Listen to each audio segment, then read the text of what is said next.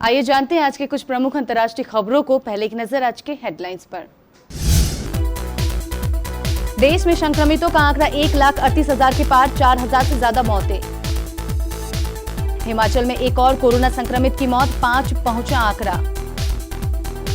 अलीगढ़ में ईद की नमाज पढ़ने को लेकर दो पक्षों में बवाल, पथराव, 4 लोग घायल। सुप्रीम कोर्ट का बड़ा फैसला, सोशल डिस्टेंसिंग के पालन के लिए फ्लाइट की मिडिल सीट रहेगी खाली।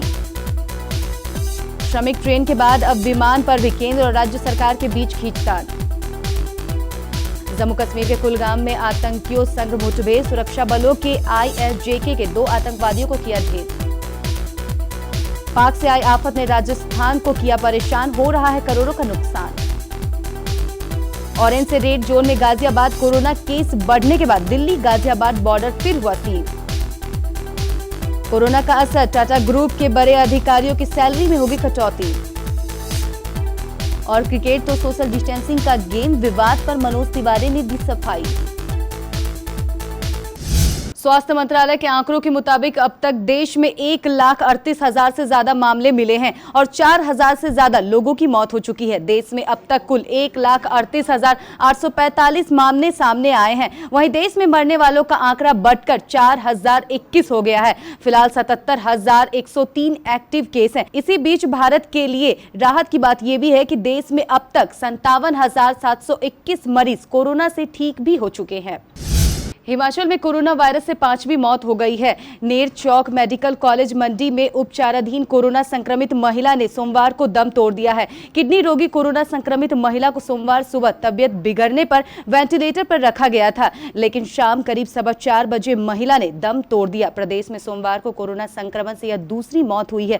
साथ ही कोरोना संक्रमण का शिकार हुए किडनी रोगी की यह तीसरी मौत है। रीति निवासी महिला हाल ही में कोरोना संक्रमित पाई गई थी। नेर चौक मेडिकल कॉलेज के MS डॉक्टर देवेंद्र ने महिला की मौत की पुष्टि की है।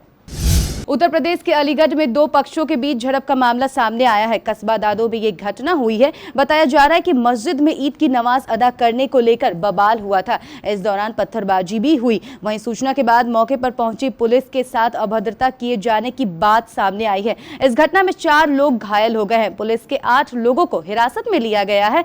मस्जिद के पास भारी पुलिस बल तैनात है। कोरोना संकट के बीच आज से देश में घरेलू उड़ानें शुरू हो गई हैं। इसी बीच विमान में बीच की सीट पर यात्रियों को बैठने को लेकर आज सुप्रीम कोर्ट में सुनवाई हुई। इस पर सोशल डिस्टेंसिंग को ध्यान में रखते हुए सुप्रीम कोर्ट ने फ्लाइट में बीच की एक सीट खाली छोड़ने के लिए कहा है। हालांकि कोर्ट ने 10 दिन का समय दिया है। इसके बाद फ्लाइट में मिडिल सीट की बुकिंग नहीं होगी। दरअसल यह याचिका बॉम्बे हाई कोर्ट के उस आदेश के खिलाफ लगाई गई है जिसमें कोरोना वायरस के कारण विमान में बीच की सीट रखने की बात कही गई थी।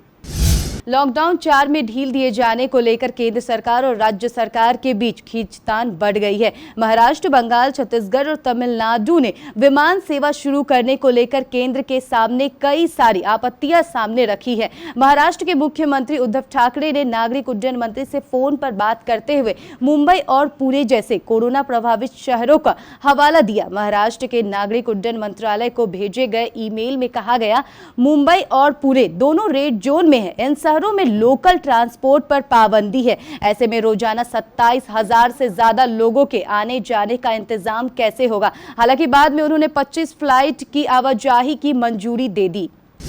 जम्मू कश्मीर के कुलगाम में हुए एक मुठभेड़ में सुरक्षा कर्मियों ने इस्लामिक स्टेट से प्रेरित आतंकवादी संगठन ISJK के 2 आतंकवादियों को मार गिराया है। आतंकियों की पहचान आदिल अहमद वानी उर्फ अबू इब्राहिम और शाहीन बासिर थोकेर के रूप में की गई है। सूत्रों ने बताया कि दोनों आतंकवादी ISJK से जुड़े हुए थे। दोनों आतंकी कश्मीर के शोपियां जिले में रहने वाले थे। यानी 12 सितंबर 2017 से एक्टिव था। जो थोकेर पिछले साल 15 अगस्त को आतंकी संगठन में शामिल हुआ था। सूत्रों ने बताया कि थोकेर लश्कर-ए-तैयबा को छोड़कर ISJK में शामिल हुआ था।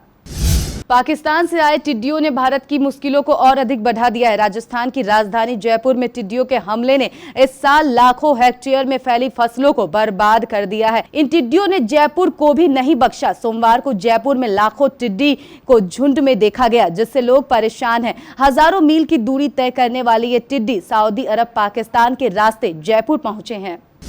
गाजियाबाद में कोरोना वायरस के बढ़ते मामले के मद्देनजर गाजियाबाद प्रशासन ने एक बार फिर दिल्ली गाजियाबाद बॉर्डर सील करने के आदेश दिए हैं। गाजियाबाद प्रशासन के मुताबिक पिछले दिनों कोरोना वायरस मामलों में बढ़ोतरी में दिल्ली गाजियाबाद के बीच आने वालों की संख्या अच्छी खासी है। इसलिए लॉकडाउन 2 के दौरान जिस तरह से इस बॉर्डर पर जैसी सख्ती बरती गई थी उस तरह से अब फिर से सख्ती बरती जाएगी। गौरतलब है कि गाजियाबाद में अब तक कोरोना के कुल 227 मामले सामने आए हैं, जबकि वर्तमान में केवल 33 एक्टिव केस ही बचे हैं। टाटा ग्रुप के इतिहास में पहली बार टाटा सन्स के चेयरमैन समेत दूसरे बड़े अधिकारियों की सैलरी में कटौती होगी। टाटा सन्स के चेयरमैन और ग्रुप की दूसरी कंपनियों ने ECOS ने अपनी सैलरी में करीब 20% की कटौती का फैसला लिया है। दरअसल लॉकडाउन की वजह से आर्थिक गतिविधियां थम गई है, जिसका हर तरह से कारोबार पर असर पड़ रहा है। इसी कड़ी में अब टाटा ग्रुप ने अपने बड़े अधिकारियों की सैलरी कटौती का फैसला लिया है। कोरोना संकट के कारण पूरे देश में लॉकडाउन का चौथा चरण लागू है और लोगों से स्वास्थ्य मंत्रालय की गाइडलाइन का पालन करने की अपील की जा रही है। लेकिन भारतीय जनता पार्टी के दिल्ली प्रदेश अध्यक्ष और सांसद मनोज तिवारी खुद इन नियमों का पालन नहीं कर रहे हैं। दरअसल सांसद मनोज तिवारी कल यानी रविवार को सोनीपत के गन्नौर में क्रिकेट खेलते नजर आए। वहां बिना मास्क पहने क्रिकेट खेलते दिखाई दिए। इसके बाद उन्होंने सोशल डिस्टेंसिंग के नियम की भी धज्जियां उड़ाई। क्रिकेट मैच खेलने पहुंचे मनोज तिवारी ने वहां मौजूद लोगों को गाना भी सुनाया। तो ये थी कुछ प्रमुख अंतर्राष्ट्रीय खबरें। मुख्य खबरों को जानने के लिए चलेंगे प्राइम स्टूडियो। प्रिय दर्शकों, कटिहार में कोरोना वायरस का खतरा बढ़ता जा रहा है। इसके लिए आपको कम से कम घर से बाहर निकलना है ताकि आपके साथ कोई बड़ा खतरा ना हो जाए। आपके लिए मास्क लगाना और सैनिटाइजर का प्रयोग करना अनिवार्य है। आपको घर से नहीं निकलना पड़े, शहर में लॉकडाउन के नियमों का पालन हो, इसके लिए हमारे केबीसी न्यूज द्वारा एक निःशुल्क सेवा शुरू की गई है। हम आपको घर बैठे ही आपकी जरूरत का अनिवार्य सामान भेज देंगे। इस सेवा के लिए आपको कोई डिलीवरी चार्ज नहीं देना है, सिर्फ सामान का दाम देना है। ये है मेडिकल इंफ्रारेड थर्मोमीटर यानी थर्मल स्क्रीनिंग की मशीन। यह मेड इन इंडिया है और इसमें जर्मन आईसी लगी है, जिसके कारण इसका मेजरमेंट 100% एक्यूरेट है और ये सालों साल चलती है।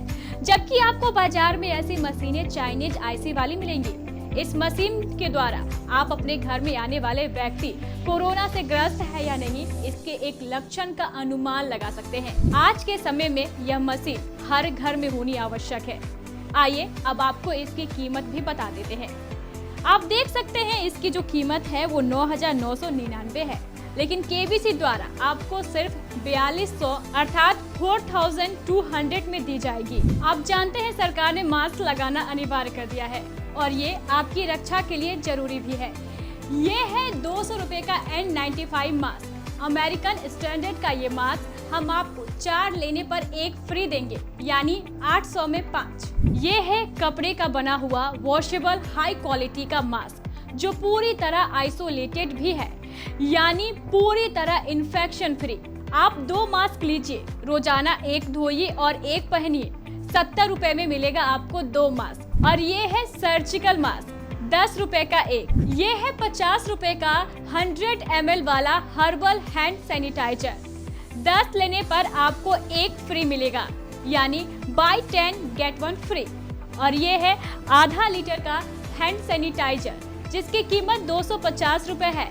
2 लेने पर आपको ये 400 रुपए में पड़ेगी। अगर आप 5 लीटर का हैंड सैनिटाइजर भी लेना चाहते हैं तो वो भी हमारे पास उपलब्ध है, जिसकी कीमत मात्र 2000 रुपए है। ये है डेटॉल सेवलॉन जैसा एंटीसेप्टिक लोशन।